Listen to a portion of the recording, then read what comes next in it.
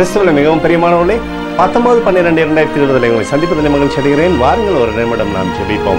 அன்பு தகப்பனே, இன்றைக்கு என்னுடைய பாதுகாப்புக்காய் ஜெபிக்கும்படி என் தேவனுடைய சமூகத்தில் வருகிறேனப்பா. என் தேவனுடைய நன்மைகள் என்னுடைய வாழ்க்கையில் இருக்கட்டும் அப்பா. உடைய அற்புதமும் அடையாளமும் என்னுடைய வாழ்க்கையில் அப்பா நீர் நிறைவேற்றி தரும்படியாக ஜெபிக்கிறபடி கிருபை ஒன்றே இவரை வழி நடத்திட்டோம். உடைய அபிஷேகத்தினால் இவரை நிரப்பி வழி நடத்துங்கப்பா. உடைய கிருபை அப்பா இவரோடு இருந்து செயல்படட்டும்.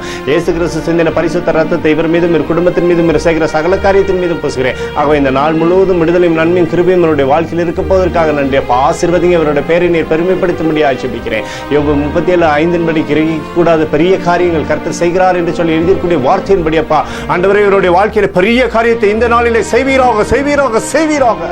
ஆசீர்வதிங்கப்பா. நன்மை காணட்டும். பாதுகாப்பு அழைத்துக்குள்ளாக மூடி மறைத்துக் கொள்ளும். இயேசுவின் நாமத்தில் ஒப்புக்கொடுத்து ஜெபிக்கிறேன் நல்ல பிதாவே, ஆமென்.